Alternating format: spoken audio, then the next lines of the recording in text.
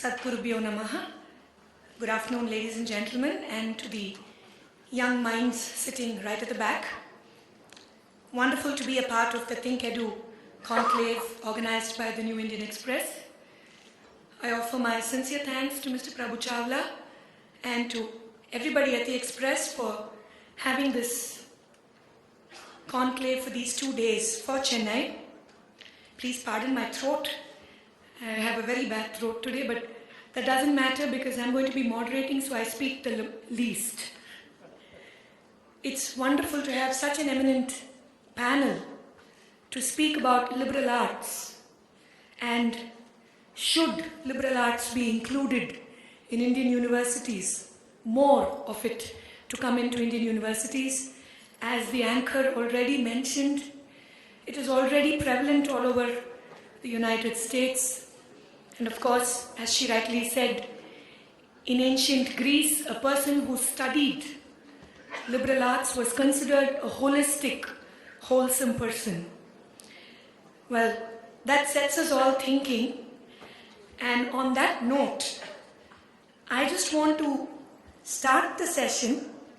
All I'm going to do is throw open some of the myths that probably liberal arts as a subject seems to have in the Indian education scenario today, and then throw open the floor to these wonderful speakers, after which I promise we will have Q&A from all of you, at least for a bit, and then we will wind up because it's 1:10, so I guess I can extend until 2 o'clock. Okay. So that's when we get our lunch.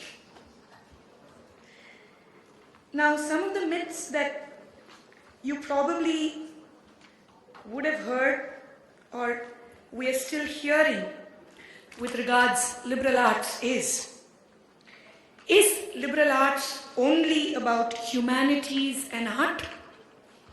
I'm just throwing open the questions. I'm not giving any answers. Myth 2. Liberal arts schools do not have research opportunities. Only graduate students have the opportunity to research with faculty. Myth number 3. Graduate schools and or employers do not care if you've taken history or writing as part of your subject. Myth 4. There are no internships in liberal arts schools. And of course, the final myth, liberal arts is not for the best students anyways. Now, this sets all about, do we really look at liberal arts from this perspective? There is history, there is focus towards where we want to go, but where is the vision? How do we want to take it forward?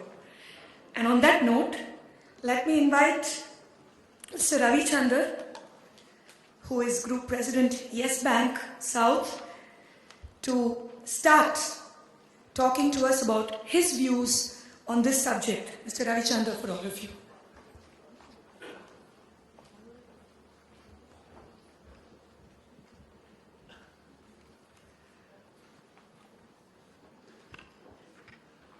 Thank you, Ms. Madhuvanti, Mr. Chawla, dignitaries on stage, and all the invitees here, dignitaries off the stage too. Many thanks for calling me. First of all, thanks to Ms. Madhuvanti for being liberal in saying that we can take a little more time. The first thing is, the word liberal itself is a very romantic word.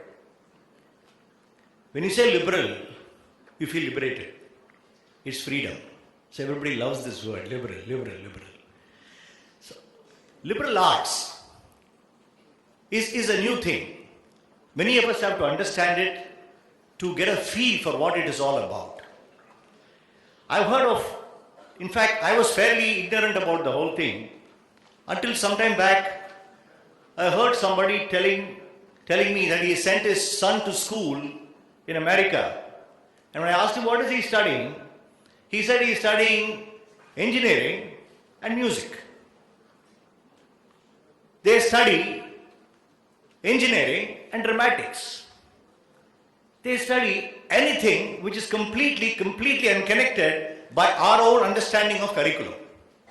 This is a very strange and wonderful thing, really speaking. Liberal arts. If structured study as we understand it in India can be combined with liberal arts, art as in what any person loves to do, be it a painter, an actor, a singer, or somebody who likes sports, somebody who likes to ride a horse, why not? And if he can do it for some time, if he can ride that horse for some time and then decide which way, where he should go, that will be the best thing possible. Now, what is now classified as liberal arts education? Arts, as we understand it, arts and art history, literature, languages, philosophy, psychology, history, music, and creative writing. Of course, some modern definitions also include social sciences, political sciences, etc. The only way to differentiate liberal arts education from formal education, I would believe, is that liberal arts does not offer any professional, technical, or vocational education. In short, it does not prepare you direct for a career. It does not necessarily prepare you direct for a career. See, India can definitely benefit from more liberal arts education, and there are multiple reasons for that. Liberal arts education is not fully developed in India and relatively new to have an interdisciplinary liberal arts education. Though in the recent, some wonderful institutions including like OP Jindal have all come up. What are the benefits of this liberal arts education? See, the key emphasis in liberal arts is interdisciplinary learning, which enables students to have a holistic view of the environment rather than restrict themselves to critical and innovative, which does not restrict creative or innovative thinking. A holistic view is what is formed. Such holistic perspectives and ability to think laterally has far-reaching implications, and it is not just for business organizations, but it has got a societal and communal level effect too. Incidentally, at Yes Bank itself, what we have done is, for senior management, this is just an aside, because I need to promote Yes Bank also. So, what we have done here, honestly speaking, jokes apart, we have circulated a book written by Daniel Pink, to all the senior managers, which is titled A Whole New Mind. Why right-brainers will rule the future. This expounds how the future belongs to those with a dominant right brain thinking and for superior knack of creativity rather than left brainers who have a knack for technical skills. Liberal arts education is extremely critical in fostering such right brain thinking, and subjects within liberal arts have more practical applications in business organizations with each passing day. Of course, this might sound a little counterintuitive, but the key advantage is that liberal arts education does not prepare students for a single career. It gives the student the freedom to do what they want to pursue. In undergraduate liberal arts courses, it lets students mix and match their curriculum of technical courses with arts and humanities, as I mentioned earlier, helping students to broaden their own thinking horizons. By studying languages and literature, for example, students gain insight into other cultures and learn to see the world from multiple perspectives. In a global economy, these are all very powerful assets. In India already has a large number of engineering and management schools, but liberal arts institutions are still few and far between. With the growing importance of design, thinking and creative entrepreneurship to fuel India's growth to the next orbit, liberal arts is an important cog in the wheel. For example, our Prime Minister's Make in India campaign will be successful not only if you make in India, but also create in India. For creating, we need powerful innovators, those who can take the creative leap and not be bound by their own thinking. Conflict resolution and creating a better world do not come from an improved piece of software or a better engine or technology, but from people who can break free from the rigid point of view. I have many more things to say, but shortage of time makes me stop here and only quote this, or rather I just take one more minute. For liberal arts institutions to grow, parents first become liberal. They should first think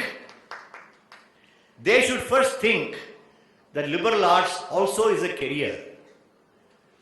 India doesn't have a past like that. It was always either engineering or medicine or some kind of a professional course. And if you went to play cricket those days when you were studying in school or college, your mother would say, this is not going to feed you, go and study. Today, cricket would feed you better than anything else, probably as a career.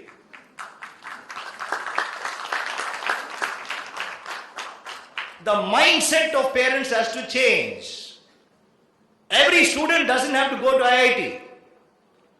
There is a world beyond IIT. I love IIT. But there is a world beyond any course. This world is large, it's huge. There's opportunity for everybody. We would not have a M.F. Hussain. We would not have a Sachin Tendulkar. We would not have a Rajinikanth if all of us went only to engineering and medical schools.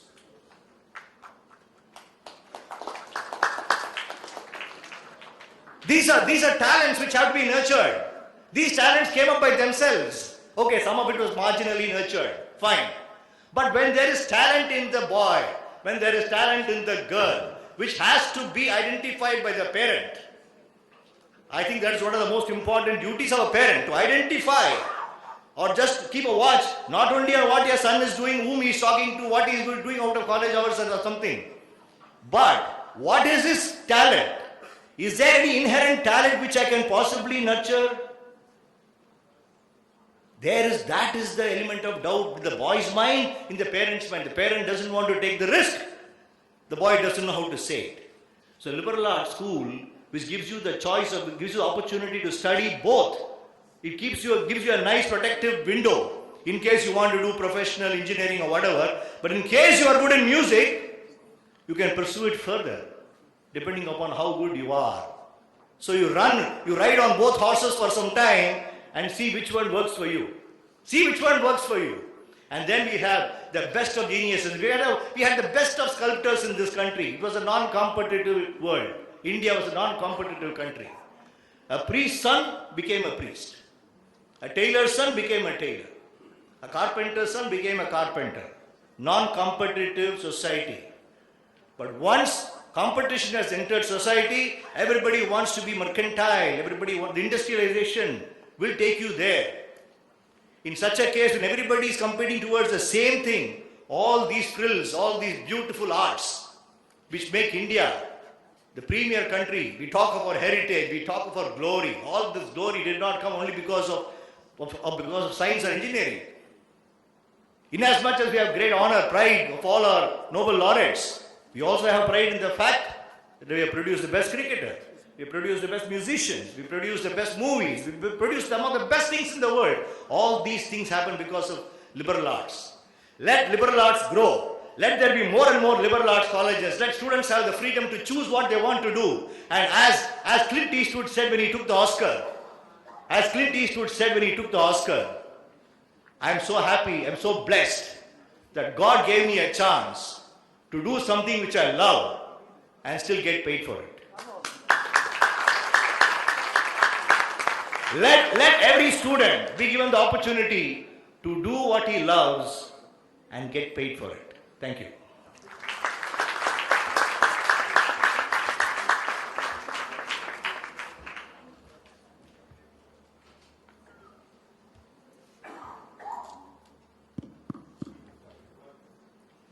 Thank you. Thank you very much, Mr. Ravichandar, and I can vouch for him because he's one liberal parent. And he happens to be an artist himself. He's a terrific actor. And runs the Yes Bank. So there is a combination of liberal arts in him. So he's got every right to talk about what he spoke about because he's a banker and an actor. So he loves what he does and he gets paid for it.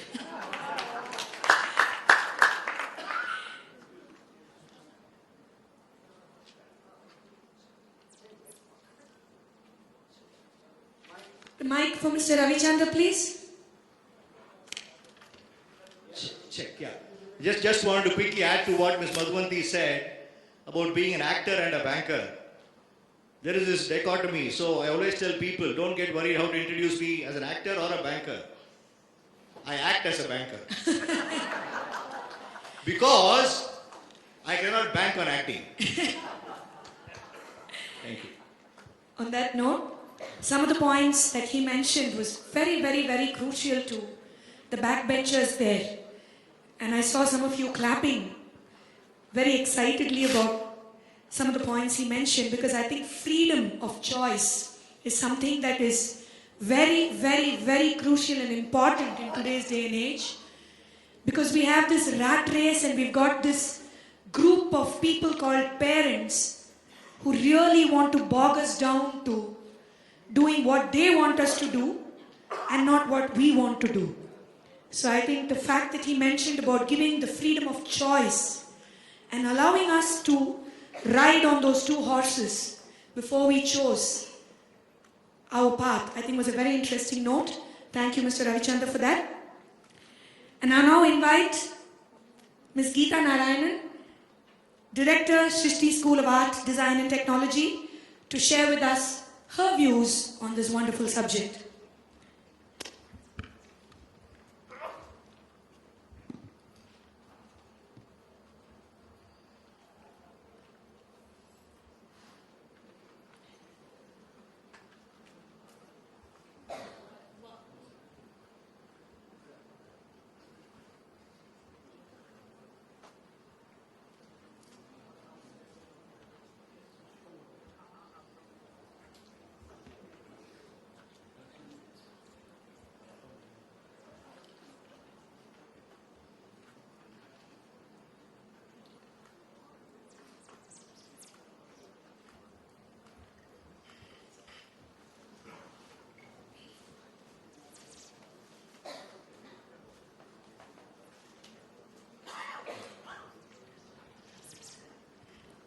Thank you, Mr. Chawla and the New Indian Express for both hosting this conclave here in the South and for inviting all of us from varied disciplines and backgrounds to speak and to share it with the public and also with young people at the back. Thank you very much.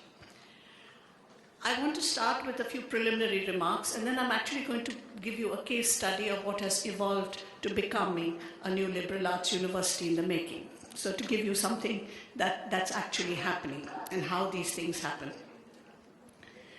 As I was putting my thoughts together and I kind of redone them as I heard Mohan speak and Mr. Ravichandar just now and the passion that is here in this room, I'm still haunted by the words of Charles Dickens and his very famous few lines in the opening lines of The Tale of Two Cities, when he said it was the best of times and the worst of times, the age of wisdom and the age of foolishness.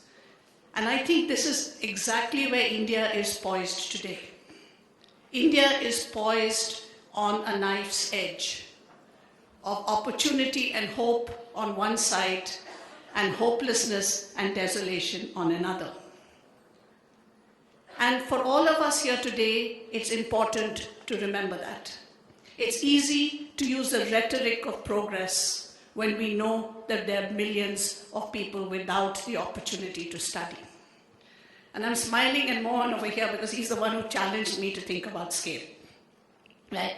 Because he often told me doing one of something good is not enough. We need so much because this country is so full of problems. So the dichotomy I present to you today is India today has abundance on one side, right?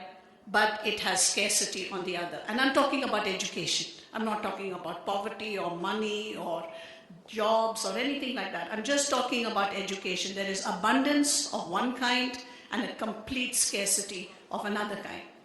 Is liberal arts and what we're doing something that we need to think in that dichotomy between abundance and scarcity? I don't know, but we have those two polar opposites. We also have a young generation. Many people have talked about youth. I grew up in India, post-independence, where I thought I could conquer the world, and in many ways I think I have. Right? I started with 1,000 rupees, and I run a multi-crore establishment today. Now, do people, and I'm a teacher. I'm a teacher. Or that's all my claim to fame. Do students whom I teach today, do they have that sense of optimism? Do they have that sense of hope? Can they think of building this country to its future? Or are they filled with desolation? Are they filled with a sense of hopelessness? I know the statistics from NIMHANS, and I quote with authority from Dr. Vivek Benegal, that the statistics in NIMHANS in Bangalore says 1 in 5 young people in our country have attempted serious self-harm by the time they're in the 8th standard, and the statistics only go up.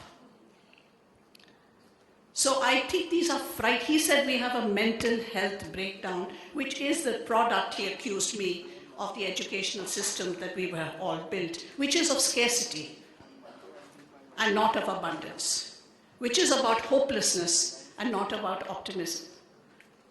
So if we are, like Charles Dickens said, we are teetering on this edge between wisdom and foolishness, we need to think about liberal arts, and we need to think about these universities that we're building, and we need to think about these polar opposites and how we can actually bring them closer together, somewhere in the middle line, and not at the edge of everything.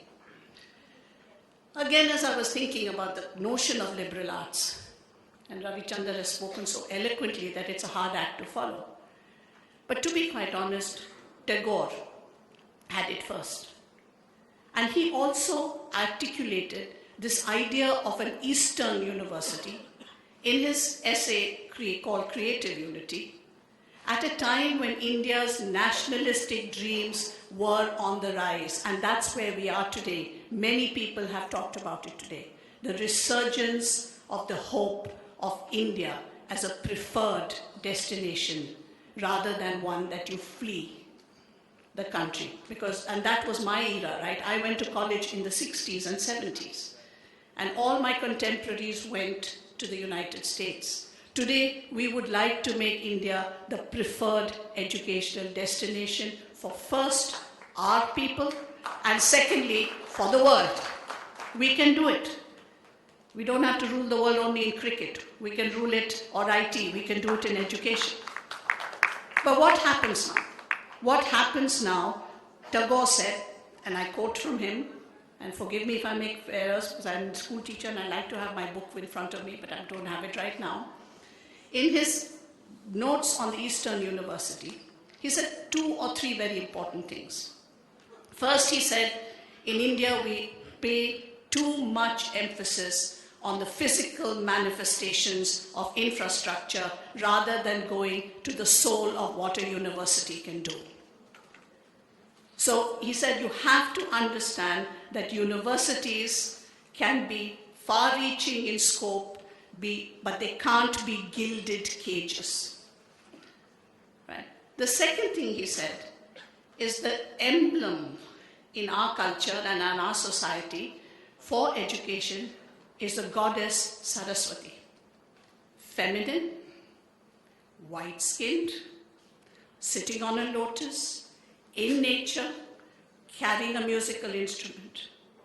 What better emblem of life-worthy education than to put learning in the hands? Now, he articulated that as a kind of wisdom. A wisdom that comes from nature, a wisdom that comes from the environment, a wisdom that comes from gender, and a wisdom that comes from the arts, as symbolized by the musical instrument, the veena or the sitar that she holds. And he counter or juxtaposes this emblem or icon of the goddess Saraswati with packing cases. Because he says, whereas Saraswati was an emblem of an era where India was a forest, and this is metaphorically a forest, where the forest nurtures, where the forest gives life, where the forest protects life, and everything is natural. He says that what India had adopted was the Western practice of balkanizing education, chopping the wood, he said, from the trees, making it into packing cases, and he felt that was the education he got in his school. So really the argument for liberal arts universities that I make before you today is that we can't have packing cases, nor can we have great gilded cages or infrastructure, but we need to preface learning, and learning that is centrally grounded in the human spirit and which will combine the arts, nature, values, person, and take them forward. And that, I think, is the core of the liberal arts. And that was Tagore, and he wrote this at the height of Indian nationalism shortly before independence. And I think we are poised at a similar point in time to revisit what Tagore said. While Tagore said this, some words of caution, and I think they're relevant, if somewhat problematic, but I'd still like to raise them, come from the Western context and from Henry Giraud and others who are writing in the United States, where while we're talking in the praise of liberal arts institutions, the United States is seeing a kind of breakdown of these institutions, and the breakdown is being fostered by a growth of what Giraud describes as academic entrepreneurship and franchises. So the birth to me of a new phase of Indian education, I call liberal arts more integrated and holistic, not into arts and science, humanities and engineering, but one composite whole, learning Saraswati, must not then be brought down to the level of a franchise, cannot be something that we get from the West through what they want to give us, because they're going to give us packing cases. We need to find our own answers.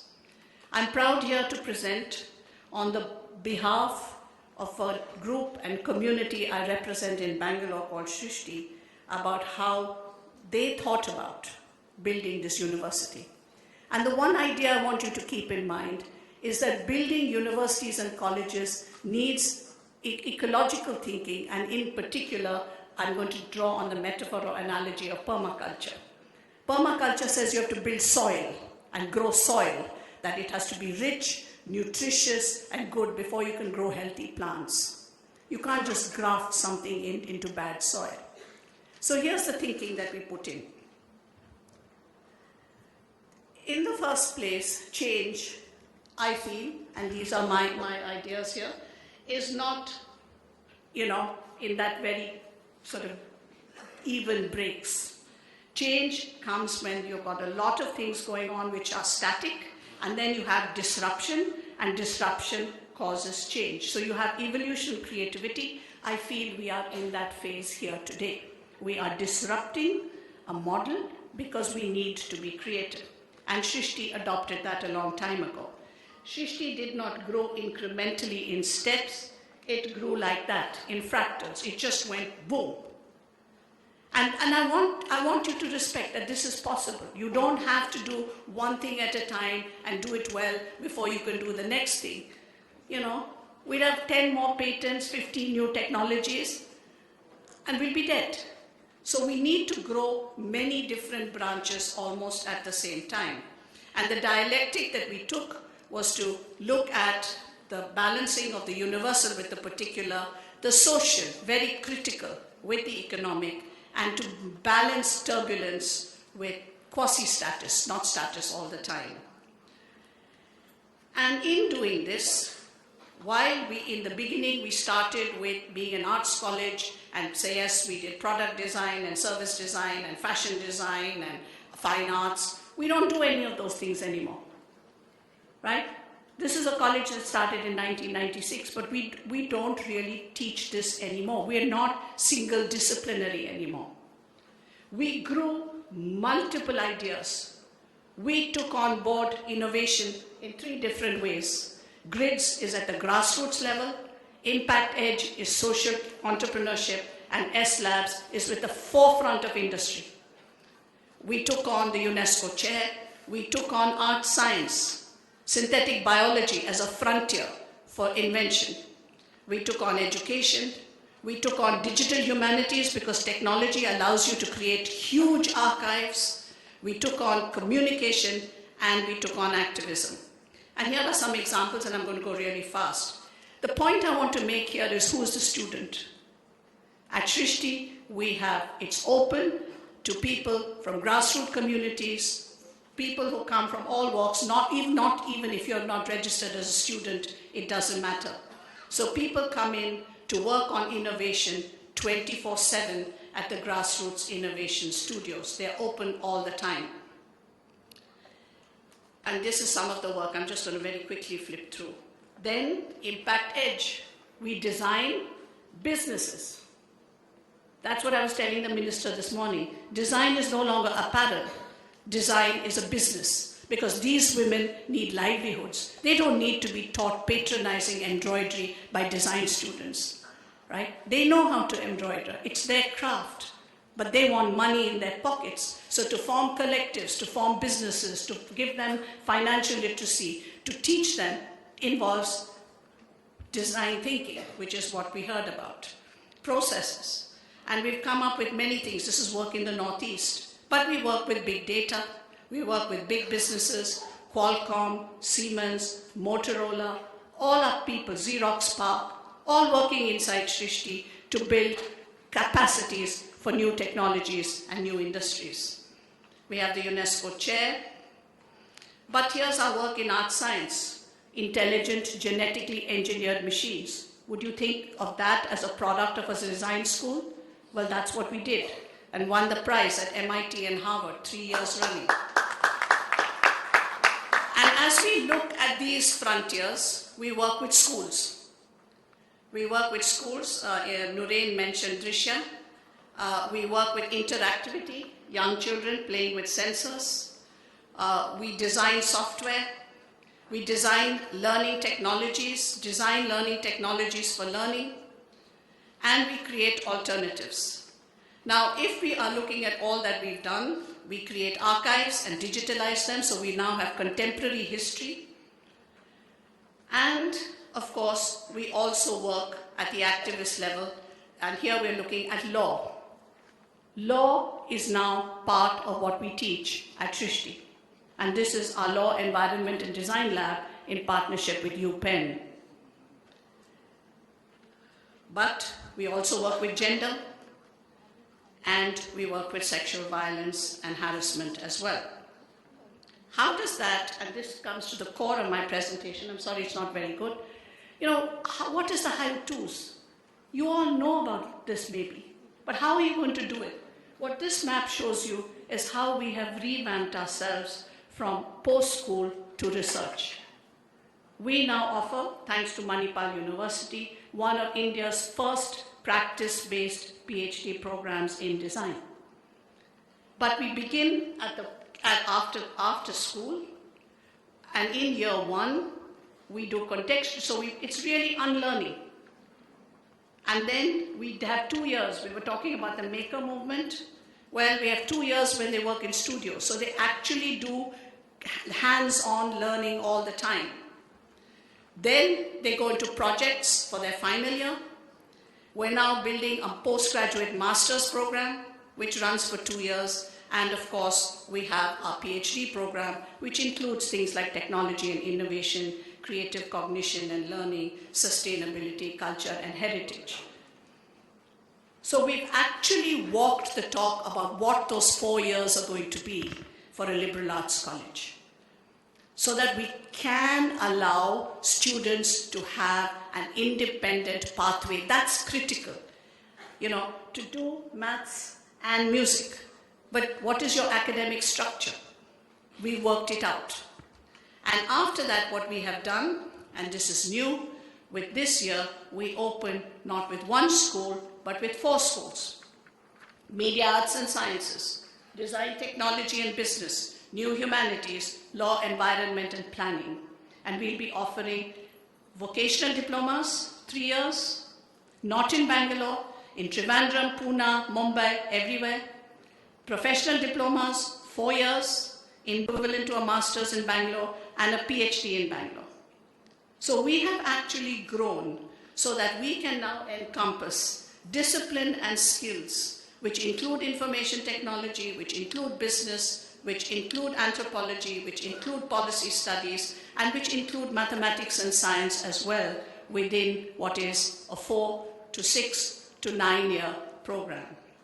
And in the end, I close by saying Srishti remains porous. It's inside out and outside in. We do not have any boundaries. Anybody can come in and go out. We'd like to say we're evergreen. We don't think abundance is the opposite of scarcity. We think abundance is about marrying potential with possibility. And we don't like definitions and solutions. So even the notion of a liberal arts, we don't like that. Thank you.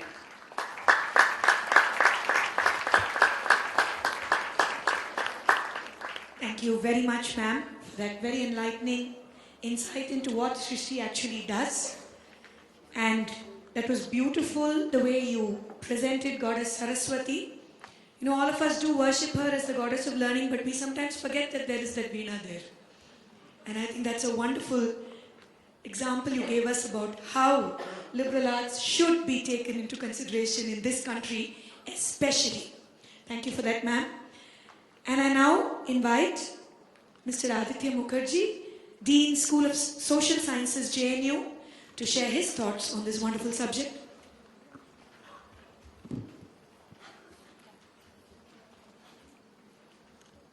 Chair and fellow panelists, I must start by thanking the organizers for focusing on education, which has, in my opinion, been the biggest failure India has had since independence.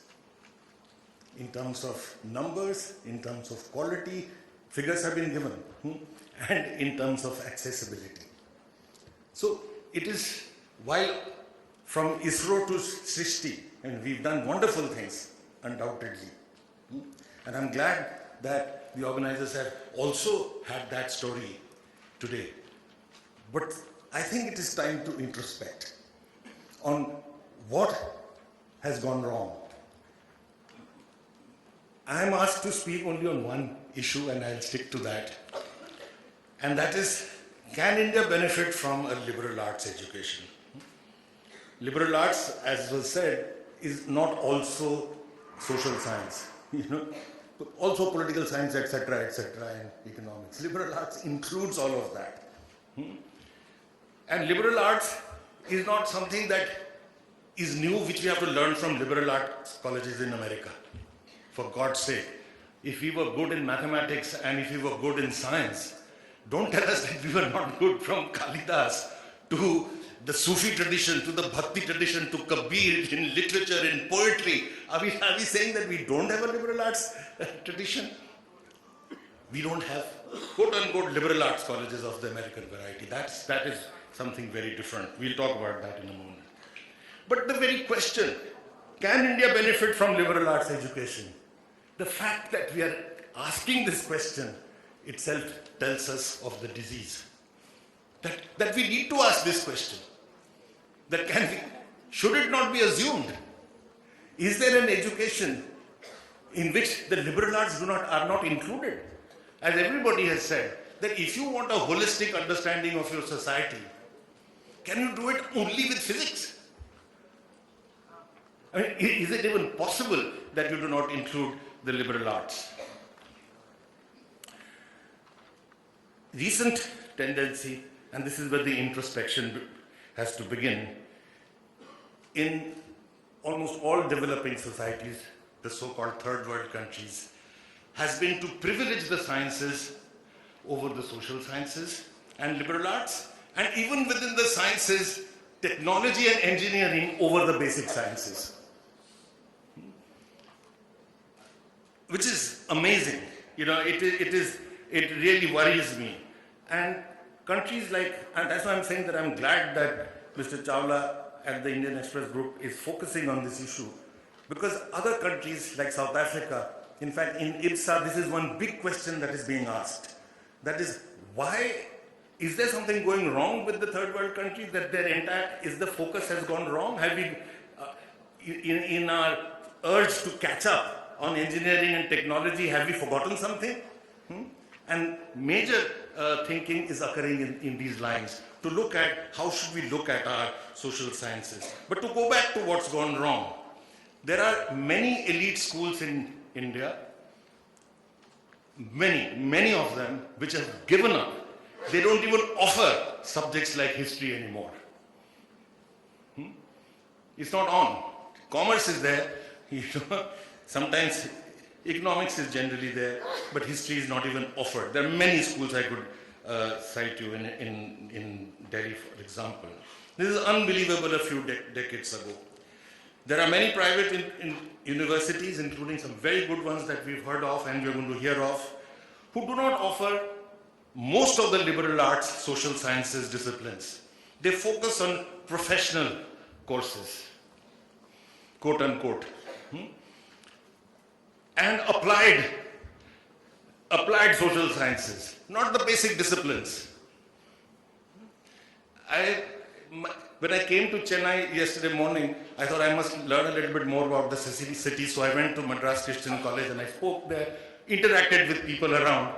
And you know, it is obviously well known to all of you, the teachers who don't teach professional courses get paid less than, believe you me, a driver's salary. 8,000 rupees. In large parts of this great country, teachers are paid 8,000 rupees. One of the former speakers said that the government is saying that don't pay more than 10,000 to the principal. Obviously. But if you do professional courses, then of course, since the students are made to pay, you're allowed to pay a little higher. Something is obviously seriously wrong. The greatest universities in the world, including private universities, do not make this distinction. They insist that even if the liberal arts are not paying, they must be part of the curriculum. Take the example of Chicago, for example. Private university, the best Sanskrit scholar in the world today would be found in Chicago. Some of the best scholars of Hinduism, even if we destroy their books in India, are still found in Chicago. In fact, when Chicago went for a lookout for a Sanskrit teacher and a Bangla teacher, believe you me, to our utter shame, they found a Frenchman to do it and not an Indian. Not a Bengali.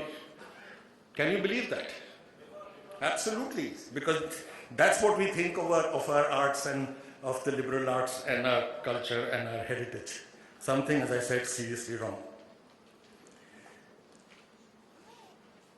It is most important that we focus on the liberal arts because no society can think independently about the totality of the human condition without a sophisticated evolution of their ideas of their society in the field of social sciences and the liberal arts.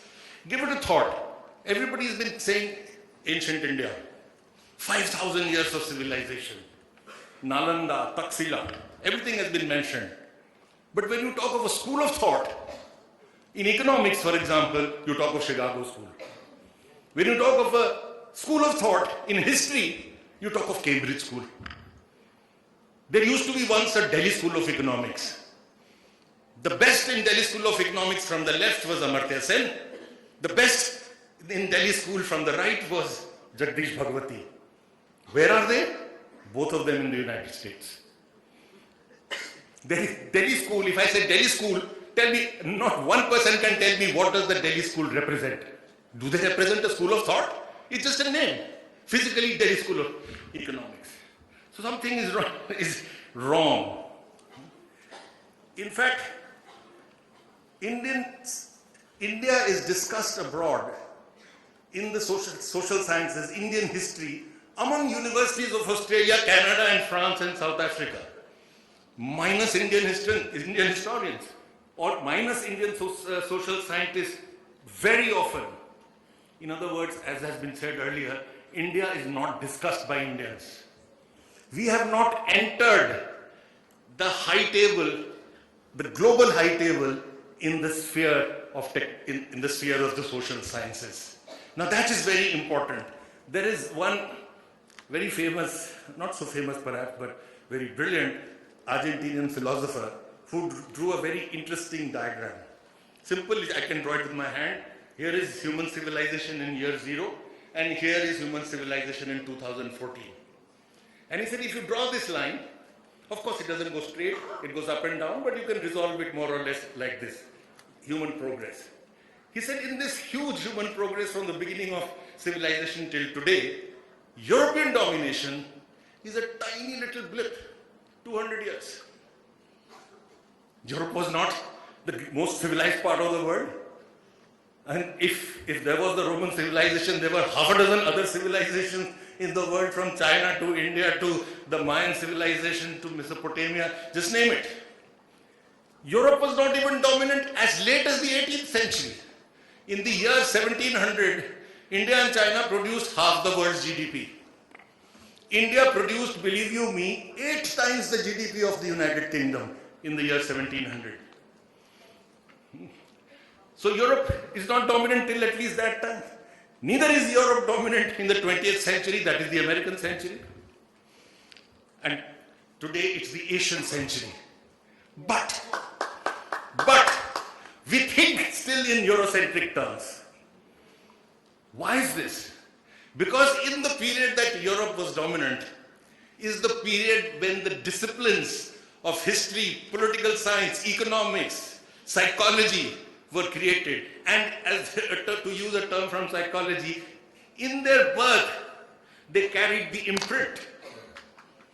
These disciplines have carried that imprint. So much so that even today we look at ourselves with European eyes.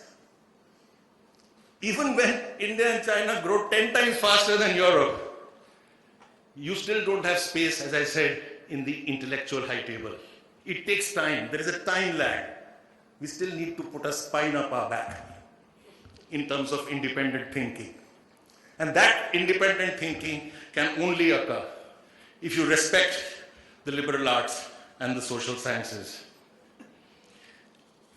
Developing societies tend to privilege science and technology, understandably, because that was one area which was left barren by their colonial experience. So you have to catch up.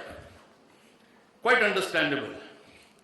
But even when we create that capacity, which with the tears and the sweat of the poor in India we did create by the mid-1960s, a substantial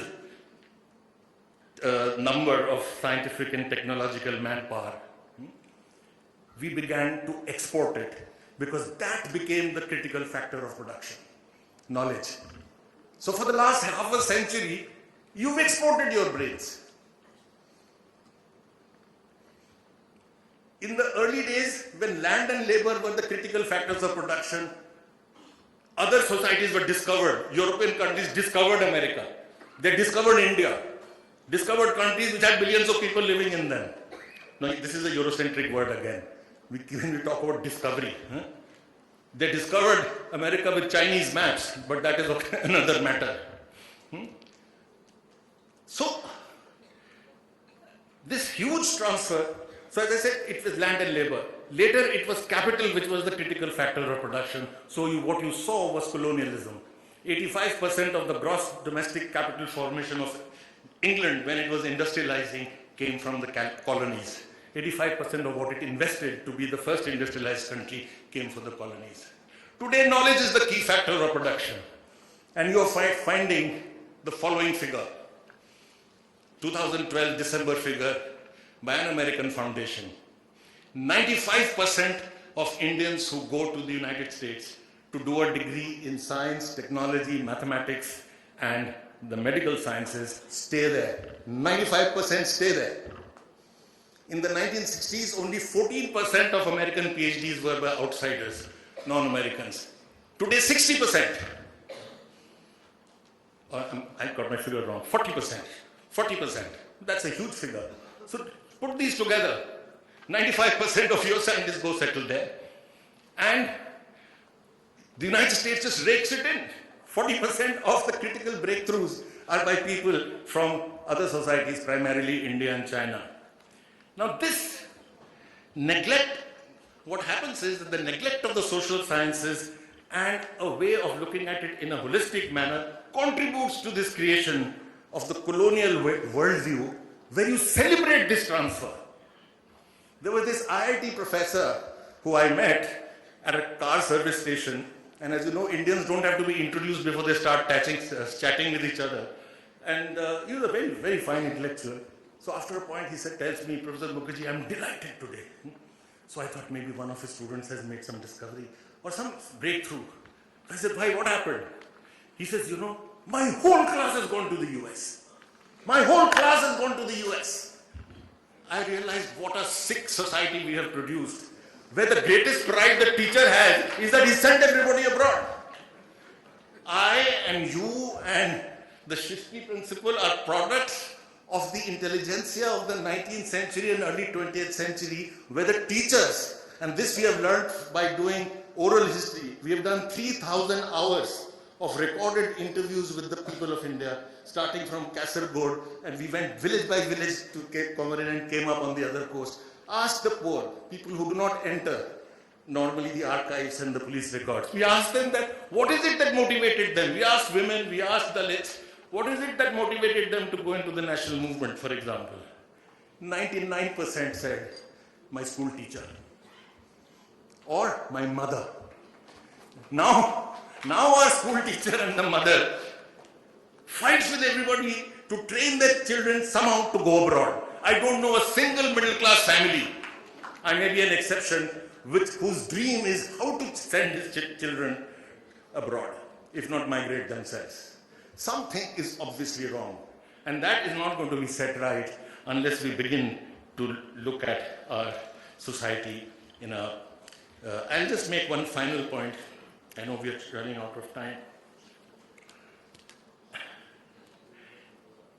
One reason why, again, we must have independent schools of thought, independent intervention in the area of the liberal arts. That's why my university was set up. The JNU was set up in the late 1960s with precisely this idea. Because we were brought up in a colonial education till then. Colonial and communal, largely. So the idea, it is written in our constitution that we will build a secular, scientific, modern, independent, national school of thought. All of the words are important. But why is it important? I'll just tell you one. It is not enough to just go on glorifying something or the other about our ancient past, half the time imagining them like doing stem cell surgery and whatnot in the ancient past. That's not the point. There is so much to celebrate, including in the ancient past. Let's celebrate the right things. We will know how to celebrate the right things if we educate ourselves in that. And you cannot educate yourselves in that by just learning a theorem. That education requires an exposure. And I'll give you just 2 or 3 examples of how the fact that we have not made an effort in the area, sufficient effort, has kept us out of the global high table in areas where we should be proud of ourselves. I'll give you one example. None of us almost ever talks about the fact that India, and this is not ancient, this is modern, that we imagined nationalism and a nation in a manner which was unique to the world. The modern nation states, as they emerged in Europe, they emerged on the basis of creating homogeneous units. Empires were broken down, multinational empires were broken down, and you created countries like Italy, Germany, France, etc., which were homogeneous countries. France was a multilingual country and the French Revolution flattened it out. India imagined its nationalism as one which will celebrate diversity. Diversity is not going to be an impediment. It will be to your advantage. The greatest Telugu poet, the greatest Assamese writer, the greatest Bengali thinker would be the greatest nationalist. There was never any contradiction seen. This is unbelievable. Again, in modern history terms, this was a new way of thinking. I could, rattle off half a dozen things like that, but I'll give you one more example. But it is not accepted. You read anything on nationalism in the world, this example doesn't even exist. The example of the fact that we made a transition to modernity without violence, we made a transition to democracy and nation making without violence, unprecedented. The French Revolution was violent, the Russian Revolution was violent, the Indian Revolution was not. And democracy is all about not being violent, not suppressing somebody. So this was again a unique experiment in world history. And lastly, an experiment in trying to modernize, industrialize with democracy hasn't happened anywhere else in the world. Each country which industrialized did it from slavery to colonialism to the absence of democracy. So these are things that we need to know about ourselves. And if we do not begin to have pride in them, I would like to end with science. Give me just two more minutes. Two very top scientists of this country. One who has made many attempts to come back to Chennai, George Sudarshan, who every time the Nobel Physics Prize comes and he doesn't get it, he says there must be some racism. And undoubtedly one of the brightest physicists in the world. He and Swadesh Mahajan, another very brilliant physicist, wrote a paper on Indian scientists in the US. And they came to the following conclusion, I'm summarizing in 1 minute. They said that the Indian scientists are the quickest to get their PhD, the quickest to get a postdoc, among the quickest to become a professor, and then the glass ceiling. Breakthroughs, Nobel Prizes, minimal. After all, out of 1 billion people, you're sifting out the very best and taking them out there. What is the output? And they came to the conclusion that happens because the Indian scientists, I'm using their language because I wouldn't be able to, they said the Indian scientists end up, largely, not all of them, becoming nondescript members of an ensemble conducted by the American scientific establishment. They are not the conductors of the symphony. They are not the conductors of the science establishments. And the colonization of the mind is that they think that science is universal, so let me go and do it in the United States. Let me not, as the ISRO chairperson said, let me not try and create a scientific establishment of my own. He's talking of 4,000 scientists, and we've sent away millions of them.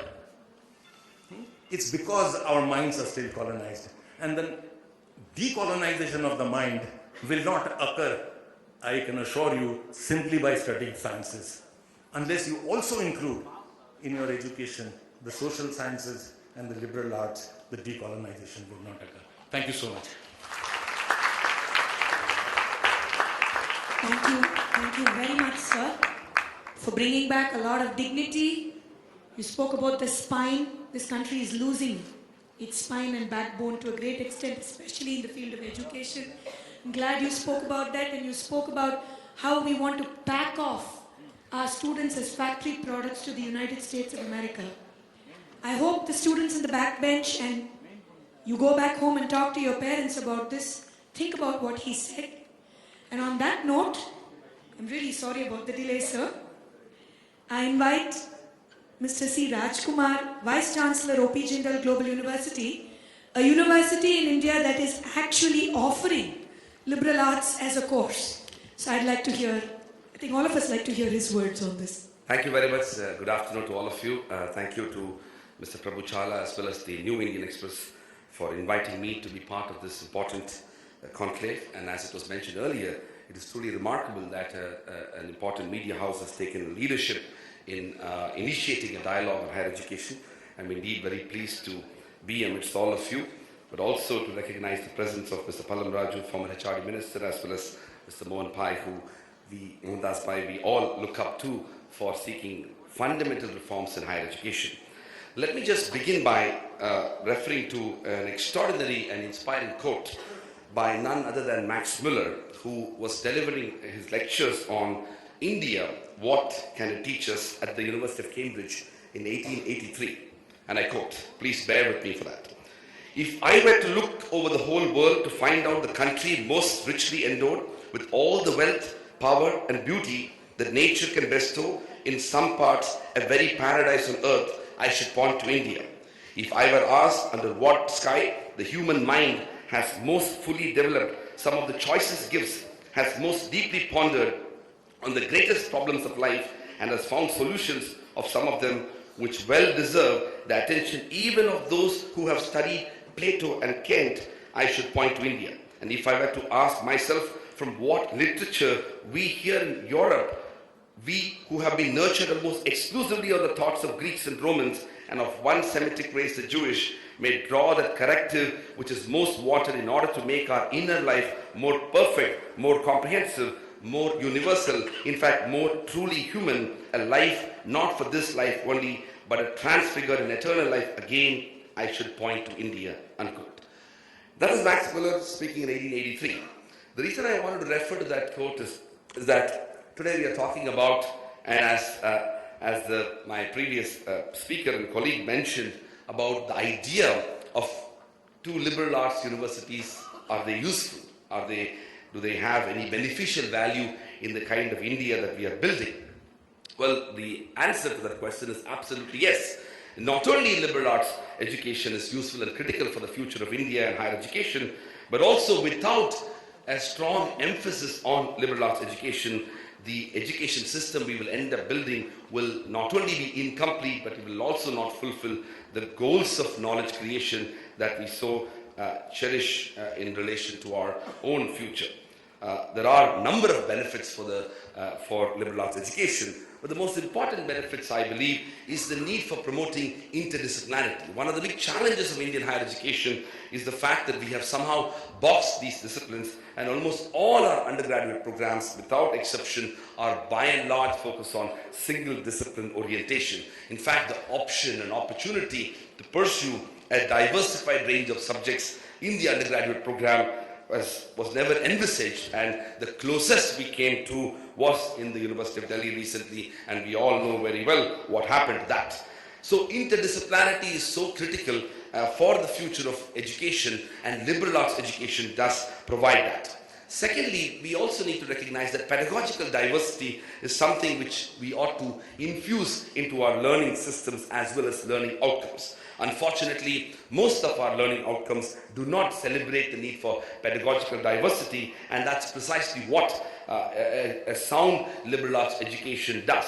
In fact, the heart of liberal arts education is about developing enlightened citizenry. And we cannot work towards developing enlightened citizenry if we don't recognize a greater degree of pedagogical diversity in our teaching. The third, and in many ways probably the most important aspect of liberal arts education, is about studying humanity. In fact, in a world and a country that is so much beset with fundamental problems, including conflicts and violence, and to some extent even hatred and disagreement, the need for promoting diversity and ensuring a greater degree of empathy and sympathy, and to promote inclusivity and equity, all of that as a part of learning humanities play a very important role, and that's what a serious study of liberal arts actually does. For the students in the audience in particular, I would strongly encourage you to read a book written by a Harvard political and moral philosopher by name Michael Sandel.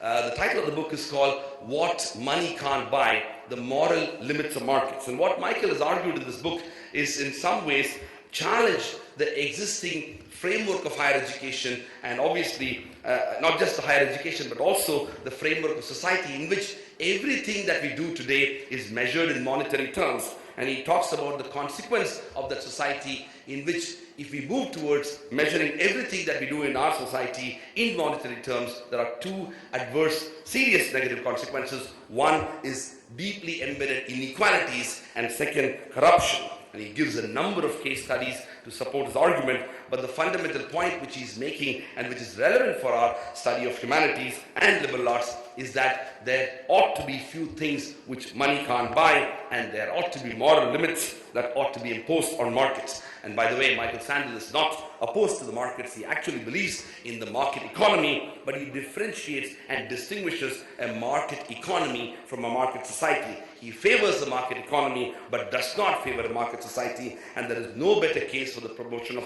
the study of liberal arts and humanities than the need for recognizing that there ought to be limits imposed.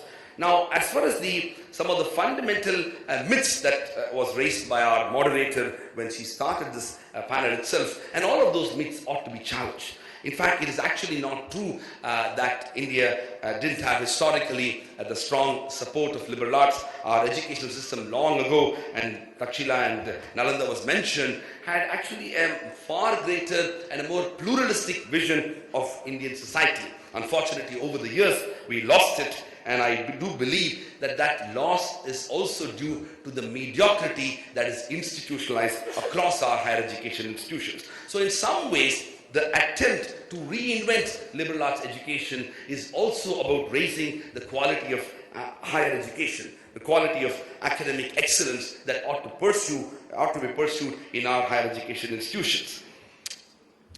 Another big debate in relation to liberal arts education is that somehow liberal arts education do not empower our students to be able to pursue meaningful careers, and that's absolutely not true. In fact, what liberal arts education does is it probably provides a much more holistic approach towards many professions. Those who pursue liberal arts education are in a position to have a sound knowledge and understanding of some of the fundamental disciplines. It also provides opportunity to develop thinking and analytical and communicating and writing skills, all of which are relevant in almost every profession. It also provides opportunities to challenge existing thinking, and as you can imagine, in many careers, that's an important trait that employers look for. And also, it provides an opportunity for you to have a better sense of what kind of study and career opportunity you want to pursue in the future, and that's what liberal arts education does.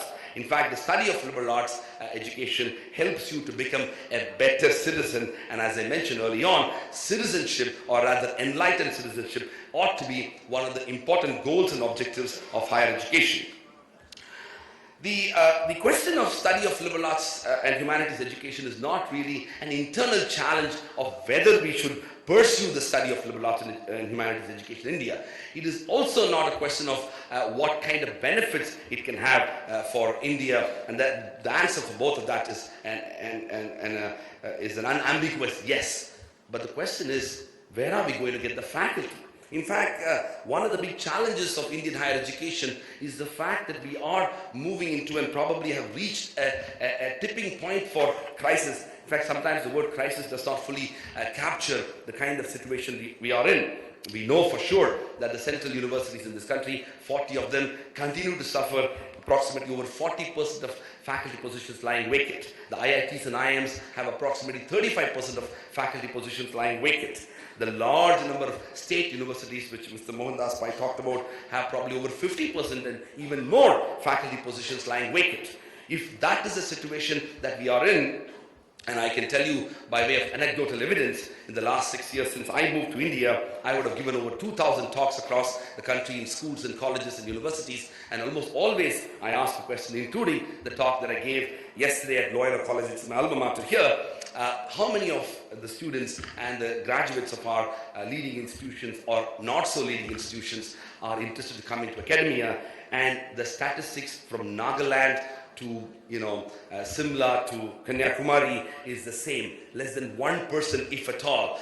Wherever I have spoken across the country, the best and the brightest of Indian graduates are not interested to come into academia. So if this is the situation we are in which the best and the brightest, even the above average of our graduating students across disciplines are not interested to come into academia, where do we get the faculty who can actually pursue the study of liberal arts and humanities? So in some ways, one of the most important challenges, and as I said, my previous speaker spoke about the need for addressing the challenge of neglect and funding that is no longer available for the promotion of liberal arts studies, and which is important, but an equally important goal to pursue is that how do we ensure that we can integrate the need for having high quality faculty who will be contributing to the study of liberal arts education. In fact, one of the goals of good education is to fire the imagination of young people in classrooms, in universities. If we can't fire the imagination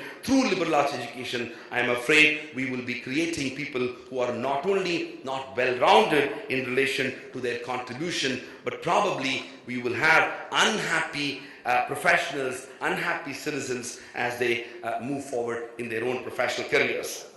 Lastly, I would like to mention that the existing regulatory framework that we have does not favor the need for promoting liberal arts education. In fact, if you look at I always tell this to people whom I interact in India and around the world, if you just drive from Delhi and probably drive in any direction, you will find institutes which are called Institute of Management and Technology, or Institute of Technology and Management, or sometimes Management Technology and Technology Management. We have tried to use this word in every possible manner, and the possibility to seek educational opportunities beyond these disciplines are so limited.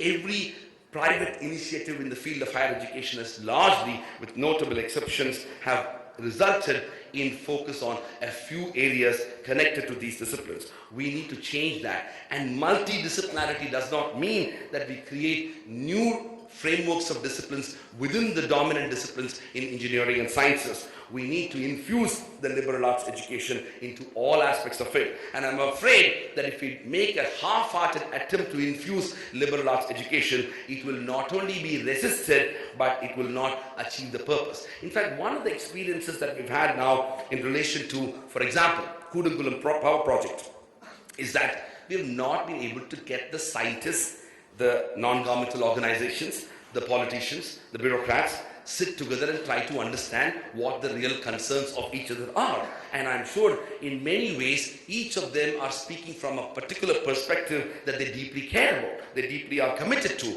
But if we begin a conversation which will bring together people and develop a better sense of sharing and caring and understanding, we will probably be in a better position to respond to some of these challenges. And that is precisely what liberal arts education does. And that's another reason why we need to promote liberal arts education. I know that I stand before you at lunch, and so I would like to stop here and thank you for this opportunity to be here.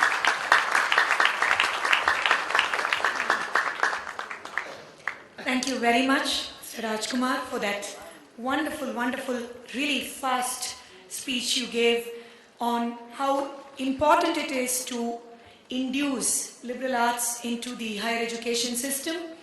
And you spoke so very well about the interdisciplinary concept and the aspect of liberal arts as against multidisciplinary, which is very interesting. The only thing I would request all of you is, if only we could try and start this process from the school level. I run a school, it's called the Caliber International School, and I am a dancer and a theatre actor by profession. And I enjoy what I do. And I get paid for it as well. And I'm happy. I only wish we could try and induce this from the school level and not stop the students post 6th grade from freedom of choice and call dance and music as co-curricular activities that can be taken only after 3:45. But if it could be included into the regular curriculum, I think this whole problem of having to choose in the higher education level will come down to a great extent. And on that note, thank you. I'm so sorry I can't be liberal. I can't allow you to ask questions, but you can ask yourselves questions about this topic. Go ask your parents some questions. That would be more interesting. Please do step outside for lunch.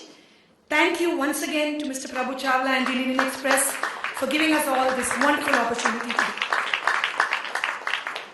Yes, and over lunch, of course, you can meet up with these lovely speakers and ask them all the questions you want. I am a Chennaiite. You can ask me any question. I'm in this city. So thank you very much for that. And thank you to all of you. Have a good year. Thank you, ladies and gentlemen. That was a very interesting session. May I please request Mr. Chawla to kindly present mementos to our speakers.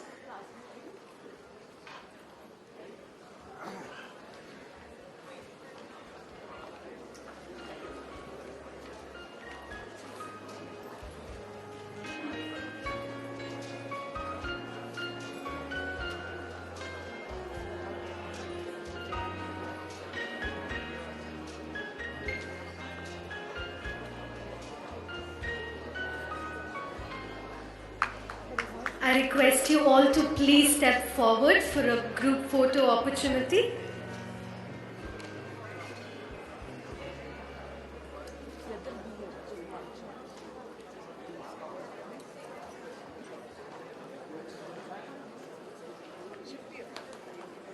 Thank you, ladies and gentlemen. We now break for lunch. I request you to please return to your seats in 30 minutes for the next session. Thank you.